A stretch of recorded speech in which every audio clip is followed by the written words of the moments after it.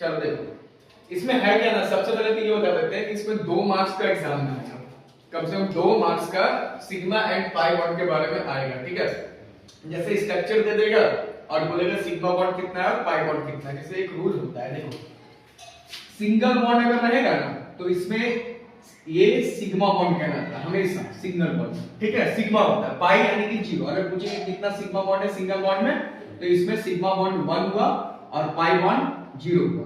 और अगर double bond रहता है तो एक सिग्मा और एक पाई, तो सीधा समझ लेना सिग्मा की संख्या हो गया 1 और पाई की संख्या हुआ 1। समझे बात को?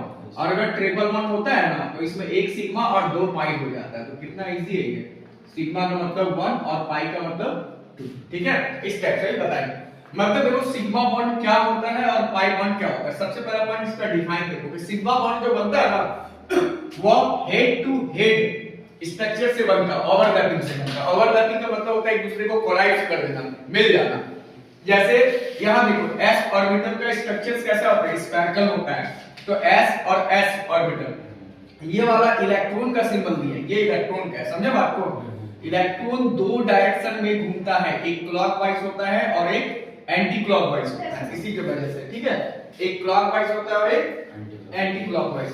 मतलब ये s ऑर्बिटल दोनों ओवरलैपिंग किया, यहां पर देख रहा है तो ओवरलैपिंग किया तो एक इलेक्ट्रॉन दूसरा इलेक्ट्रॉन, तो 2 इलेक्ट्रॉन्स ओवरलैपिंग करके सिग्मा बॉन्ड का तैयारी करता है। ठीक है, उसके बाद है इसमें देखो s ऑर्बिटल और p ऑर्बिटल दोनों मिल करके sp ओवरलैपिंग बनाता है, फिर भी ये सिग्मा बॉन्ड ही बनेगा। उसका तीसरा में होता है p और p दोनों, तो p ओवरलैपिंग जब भी करेगा वो भी सिग्मा बॉन्ड। मतलब क्वेश्चन आता कैसा आ सकता है, अगर सीबीएसई में देता है घुमा के तो बोलेगा कि एसएस ओवरलैपिंग से कौन सा बॉन्ड तैयार होता है, ऐसे क्वेश्चन पूछेगा।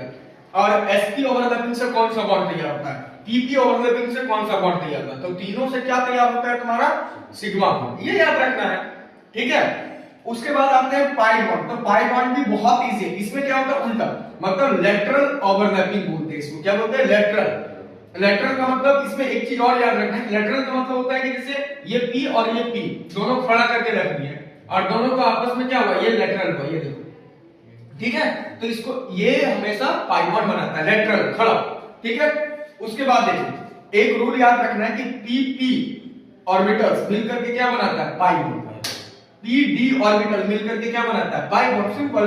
ठीक है, और DD ऑर्बिटल भी मिलकर के क्या बनाता है, पाई बॉन्ड। तो सिग्मा बॉन्ड और पाई बॉन्ड कैसे बना, वो हुआ है ना। ठीक है, समझ में आया?